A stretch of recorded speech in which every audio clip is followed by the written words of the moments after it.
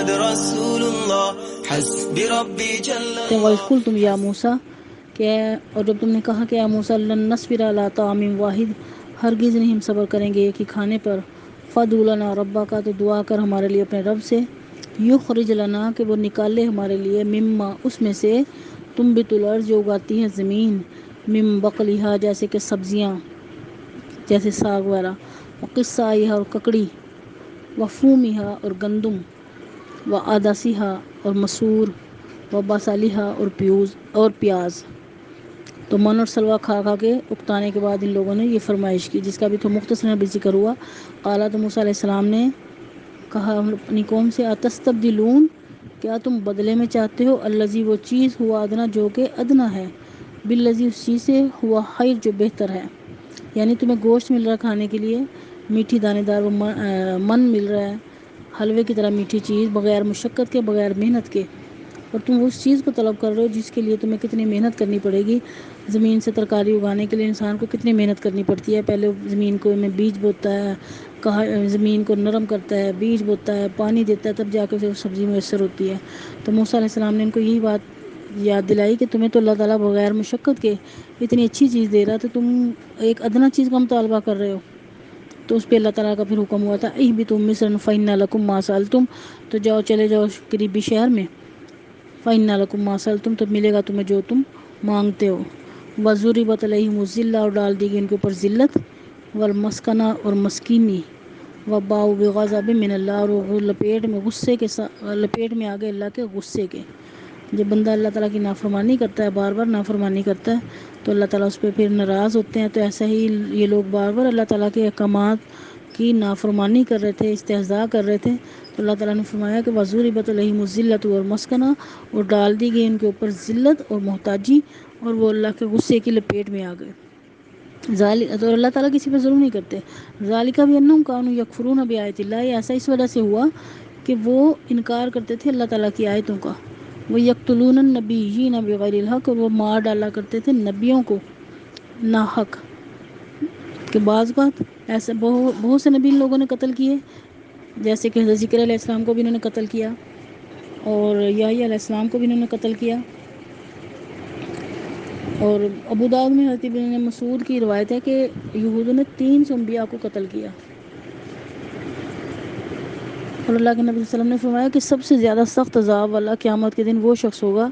جس کو کسی نبی نے قتل کیا یا اس نے کسی نبی کو قتل کیا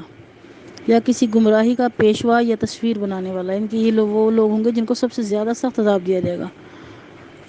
تو ان لوگوں نے اتنے بڑے جرم کیے کہ نبیوں کو بھی قتل کرنے سے باز نہیں آئے اور یہ نبیوں کو کب قتل کیا کرتے تھے کہ جب نبی کا حکم ان کو پسند نہیں آتا تھا نبی کا حکم پسند نہیں آتا تھا تو یہ لوگ اس نبی کو ہی مار ڈالتے تھے بہت بڑا ظلم کیا ان لوگوں نے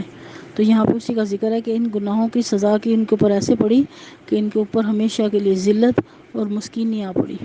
اور اللہ تعالیٰ کسی پہ ظلم نہیں کیا کرتے اللہ تعالیٰ پھر فرما رہے ہیں ذالک بانہم کانوا یکفرون بآیات اللہ یہ اس وجہ سے کہ وہ انکار کرتے تھے اللہ کی آیتوں کا وَيَقْتُلُونَ النَّبِيِّينَ اور مار ڈالا کرتے تھے نبیوں کو بغیر الحق ناحق نبیوں کا خون کرنا حالانکہ نبی جو ہے اللہ کے راستے کی طرف بلا رہا ہے اللہ کے دین کی طرف بلا رہا ہے ان کی خیر خواہی چاہ رہا ہے لیکن صرف اس لیے کہ ان کے مزاج کے خلاف بات تھی تو انہوں نے نبیوں کو ہی مار ڈالا ذالک بما عصوا وکانوا یعتدون ایسا اس وجہ سے ہوا کہ ان لوگوں نے نافرمانی کی اور یہ لوگ تھے ہی حد سے بڑھنے والے یہود نبی صلی اللہ علیہ وسلم کے زمانے میں بھی پہلے بھی ذکر ہوا کہ اپنے بڑے ہونے کا اپنے آسمانی کتابوں کے اہل ہونے کا کی وجہ سے ارد گرد کے لوگوں کے اوپر اپنا بڑا رعب رکھتے تھے اور اپنے لیے بہت سی چیزوں کو جائز سمجھتے تھے کہ ہم جو چاہیں کریں ہمیں کوئی پوچھنے والا نہیں ہے تو اللہ تعالیٰ نے ان کی باتوں کو کھول کے لوگوں کے سامنے قرآن میں ذکر کیا کہ ان کی اس قسم کی عادات ہیں اس قسم کی اپنے آپ کو اتنا افضل سمجھتے ہیں حالانکہ ان کے بزرگوں سے ان کے پچھلوں سے اس قسم کے انہوں نے کام کیے کہ جس کی وجہ سے ان کے اوپر اللہ نے ذلت ڈال دی اور مسکینی ڈال دی اللہ تعالیٰ ہمیں ان افعال سے بچنے کی توفیق دے جن لوگوں نے کیے آج ہمارے بھی کہ ہم دوسروں کو جو کام بنی اسرائیلیوں نے کیے یہودیوں نے کیے نبیوں کی تکذیب کی نبیوں کا کہنا نہیں مانا ان کے احکامات کو مذاق میں ڈالا تو اللہ تعالیٰ ہمیں ان چیزوں سے بچنے کی توفیق دے۔ اگر کسی جگہ دین کا مذاق کیا جا رہا ہو تو وہاں پہ نہ بیٹھیں، ایسی مجلسوں سے پرہیز کریں۔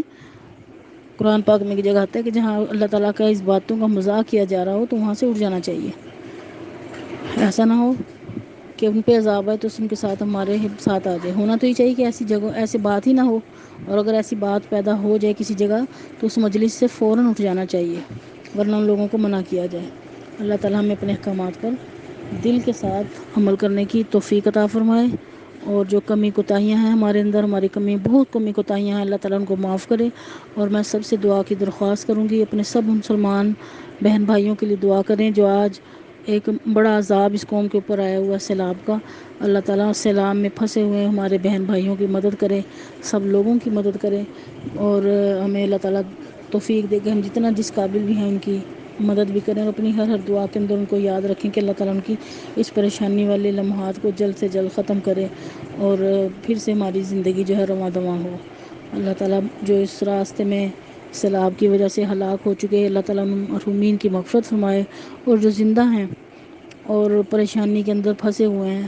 کھلے آسمان کے نیچے پڑے ہوئے ہیں، کچھ ایسے لوگ بھی ہیں جن کو کہ کھانے پینے کی چیزیں بھی میسر نہیں ہو رہی، ان تک پہنچ نہیں پا رہی، تو اللہ تعالیٰ ہمیں بھی دل کھول کے ان کی مدد کرنے کا جذبہ دے اور ہمت دے، اور ان لوگوں کی بھی اللہ تعالیٰ اپنے فضل سے دستگیری فرمائے